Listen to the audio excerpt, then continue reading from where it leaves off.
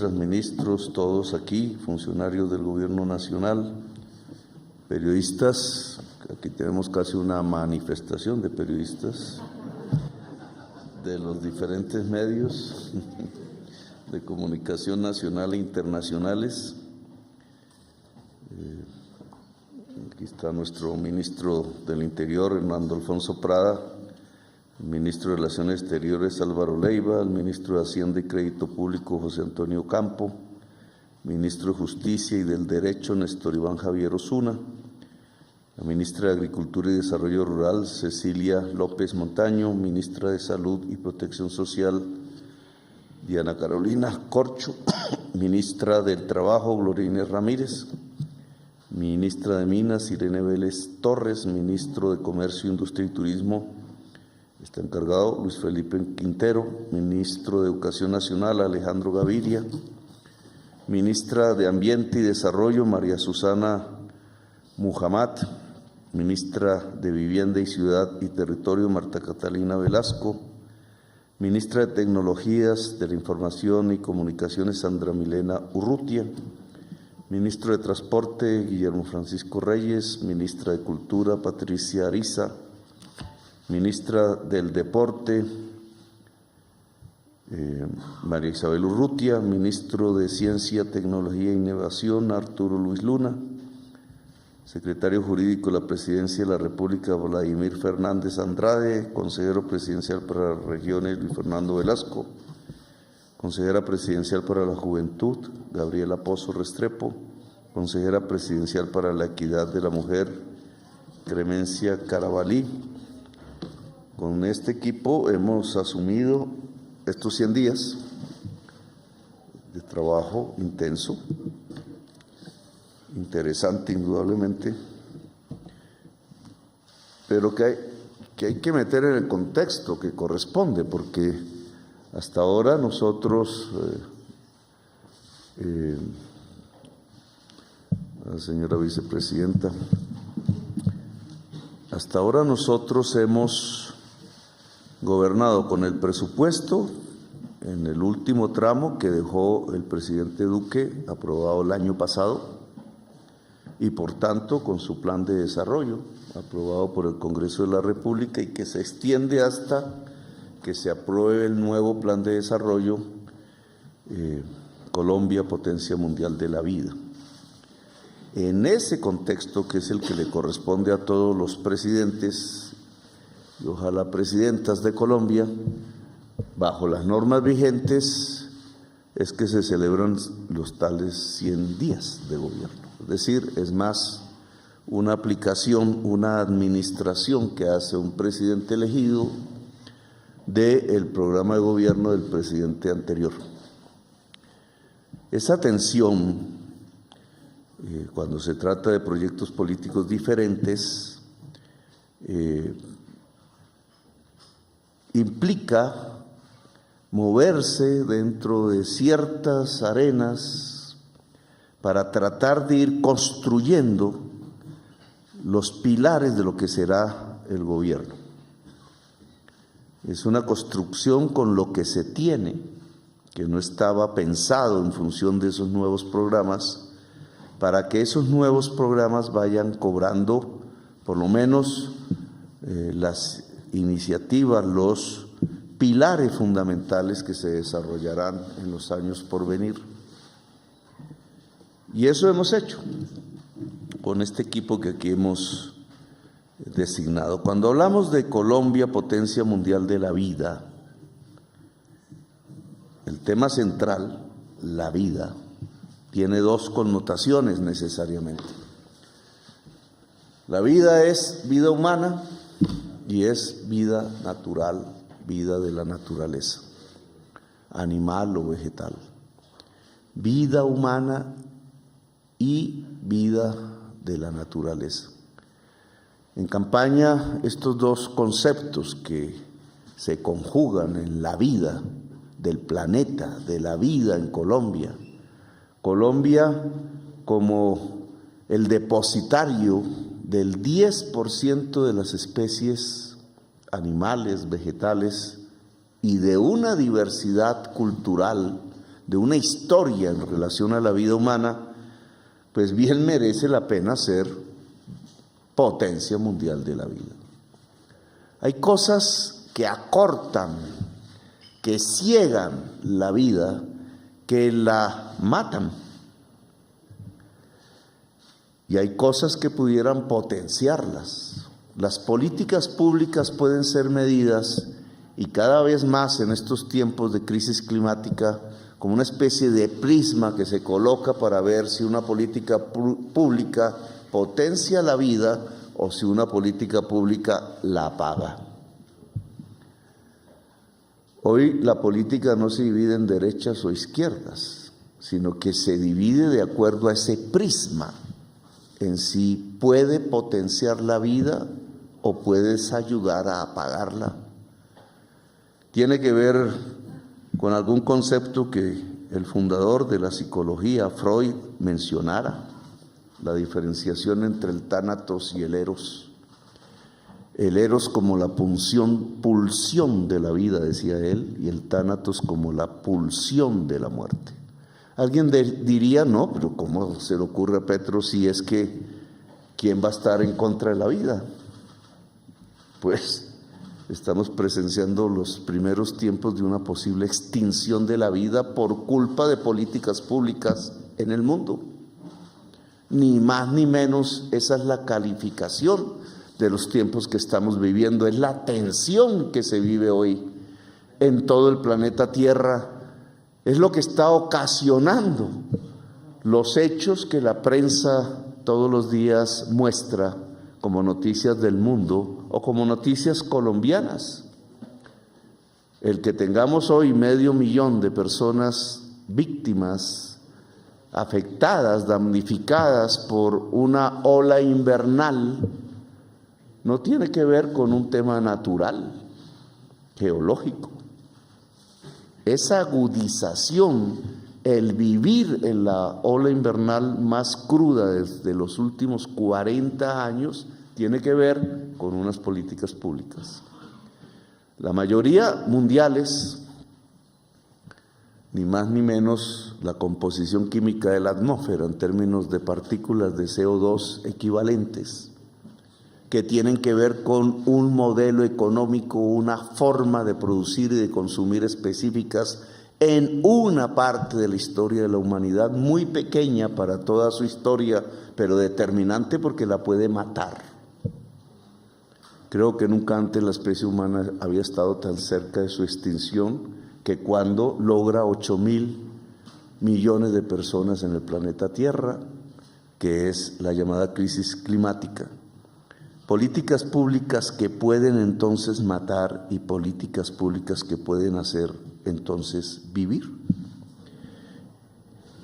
Y en el programa de gobierno lo que nos propusimos y nos proponemos es que este gobierno es un gobierno militante de la vida.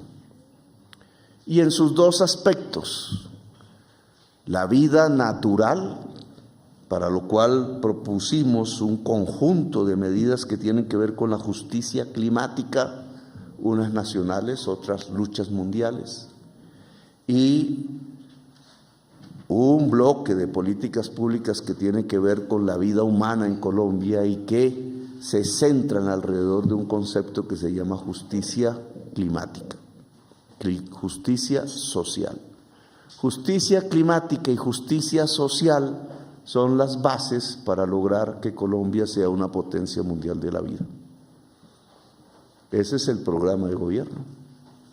En la justicia social, ¿qué? En la justicia climática, ¿qué?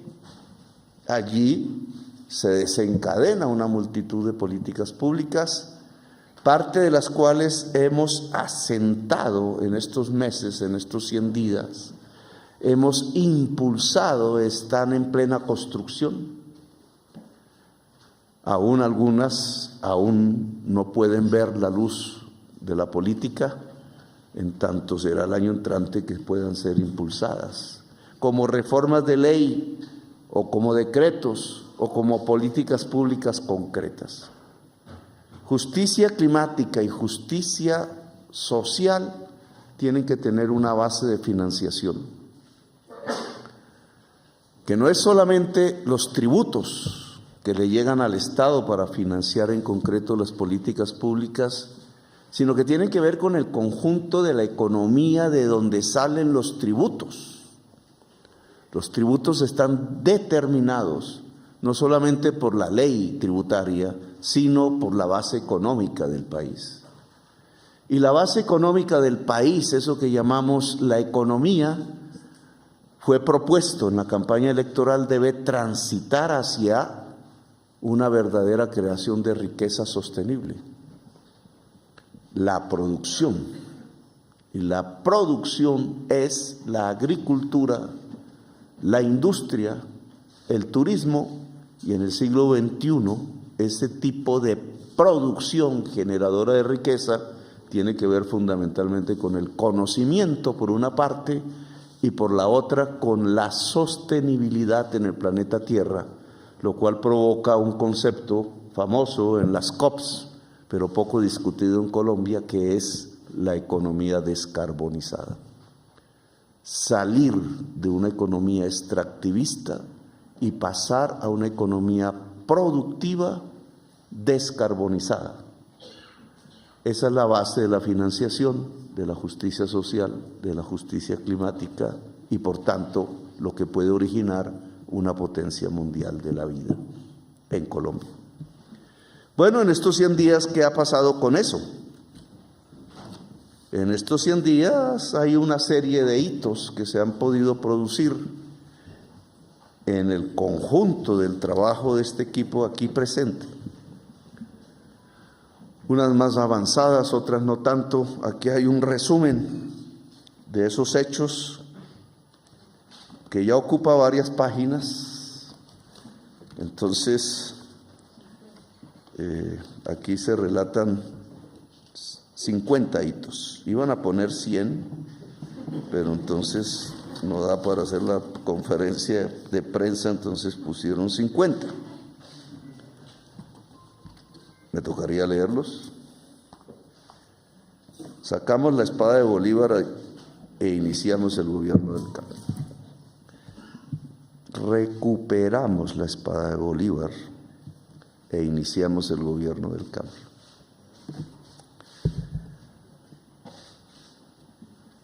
Hicimos ya un programa, una política pública que comienza el año entrante, que tiene que ver con la protección de la Amazonía y que nos ha colocado como una vanguardia en la discusión de la crisis climática en el mundo.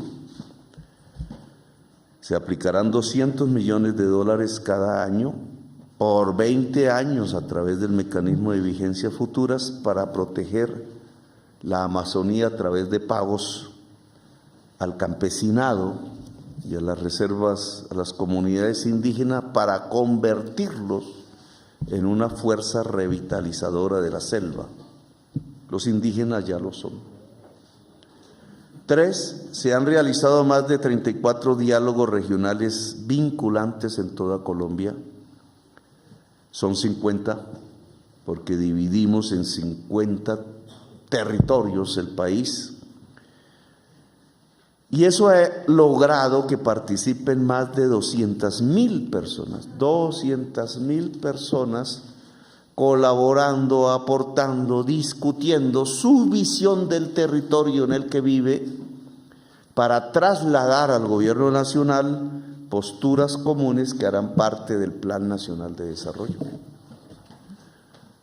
Creo que nunca se había aprobado un Plan Nacional de Desarrollo desde que existe la norma con tal participación ciudadana. Se trata de aplicar en una ley que es fundamental, es una de las leyes del poder, no es una ley de trámite. Del Plan Nacional de Desarrollo se derivan prácticamente todas las políticas públicas que se harán en los próximos 4 años y los presupuestos que se presentarán al Congreso en los próximos 4 años. Y allí, en esa fuente de esa ley de poder, la base es la participación de quizás, cuando acabemos los 50 diálogos regionales, de 300,000 colombianos y colombianas, que a través del discernimiento de su visión territorial, se convertirán esos discernimientos, esas visiones, en ley fundamental, como ya se ha determinado. 4, se inició la reforma agraria, no solamente identificando, proceso que ya venía de antes, cuál es el mapa de las tierras fértiles de Colombia, de 15 a 20 millones de hectáreas. La mitad de nuestras tierras son selvas. 44 millones de hectáreas tienen nuestras selvas, la mayor, la selva amazónica. Ahí no se puede sembrar en general, ahí no se puede ver el territorio como un instrumento productivo, ahí no se debe explorar minerales, ahí es el reino de la vida humana y natural, porque sin esas selvas llegaríamos al punto de no retorno en el camino de la extinción de la humanidad. He ahí la importancia. Por tanto, en el resto del país hay unas tierras que pueden servir para ganaderías, hay unas tierras que pueden servir para conservar el agua que fluye. Uno de los primeros potenciales del mundo en términos de agua, hay unas tierras que pueden servir, gracias al agua, para sembrar. Esas son las tierras fértiles. Y van entre 15 y 20 millones de hectáreas, solo que nuestra agricultura no está ahí prácticamente, la agricultura de alimentos. Solo que nuestra agricultura de alimentos ocupa 2.5 millones de hectáreas. Y entonces, ¿qué pasa con el resto?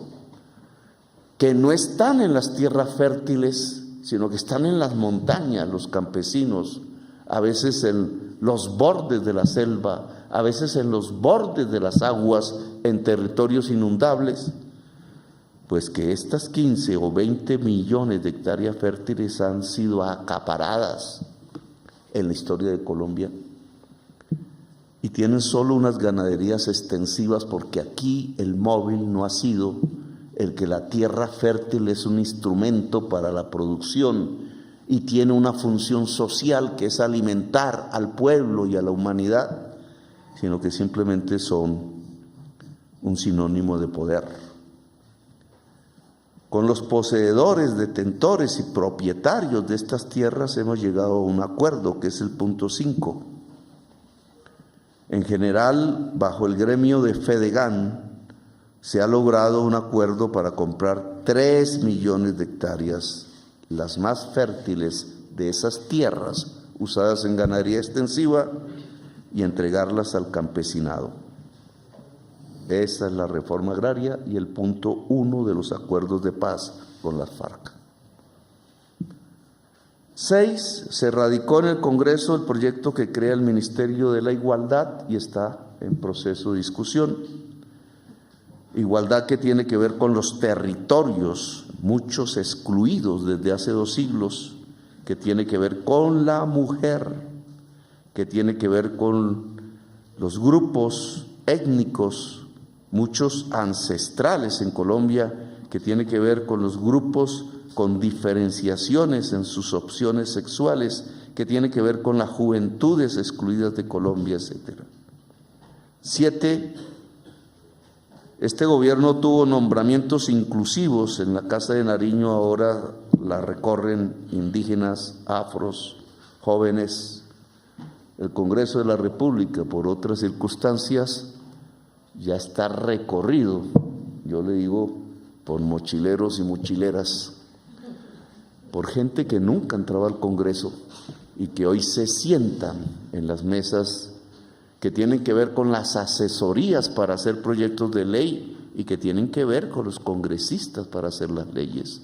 Ahí se llenó de campesinos, se llenó de indígenas, se llenó de gente de territorios excluidos, se llenó de piel negra y oscura, se llenó de mujeres. El gran aporte histórico del pacto histórico es haber llevado a la mujer en una proporción muy, sustancialmente superior a lo que había antes a ser las leyes de Colombia. Y aquí también sucede ese mismo fenómeno al interior de los ministerios, de los departamentos administrativos del gobierno. 8, se inició el programa de mejoramiento de vivienda que tiene como objetivo inicial 18,000 mejoramientos, pero que queremos sean 100,000 por año, y que nos lleva a una política de vivienda diferente, que no es la del gran constructor que hace vivienda en escala y en grandes cantidades, sino que en grandes cantidades es el mejoramiento de la vivienda existente en los barrios populares, en donde entonces su actor principal es el albañil y la familia pobre que quiere vivir mejor. 9, se inicia el programa preventivo de salud, el nuevo modelo de salud que será llevado para que se vuelva eficaz en la reforma de la Ley 100 en los primeros meses del año entrante, pero que ya comenzó a partir de 1,000, que se volverán 20,000 equipos de salud integrados por médicos y médicas, psicólogos y psicólogas y enfermeros y enfermeras, reeditando la vieja figura del promotor de salud en microterritorios del tamaño de un barrio, pero que en Colombia un barrio bogotano se vuelve una enorme extensión de tierra, para lo cual hay que usar lanchas, avionetas, helicópteros, camiones de doble troque, etcétera, para ir a buscar la enfermedad, para intentar impedirla o para curarlo en el momento en que se puede curar y no se vuelve mortal, como sucede con el cáncer del seno, por ejemplo, o con los embarazos en la mujer, que nos han puesto en el último lugar de tasa de mortalidad materna en la OCDE. Último lugar. Reducción de homicidios en todo el país, punto 10. En este momento tenemos una reducción del 4%, muy insuficiente todavía.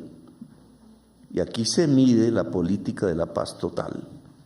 11, se sancionó la ley de la paz total, una de las principales leyes con la cual tendremos los instrumentos jurídicos para abrir procesos de negociación, unos de tipo político, ya empezó el del ELN, otros de tipo jurídico, como acogimiento a la justicia en el caso de bandas y organizaciones sin origen político en Colombia. 12, se aprobó la reforma tributaria, segunda ley fundamental,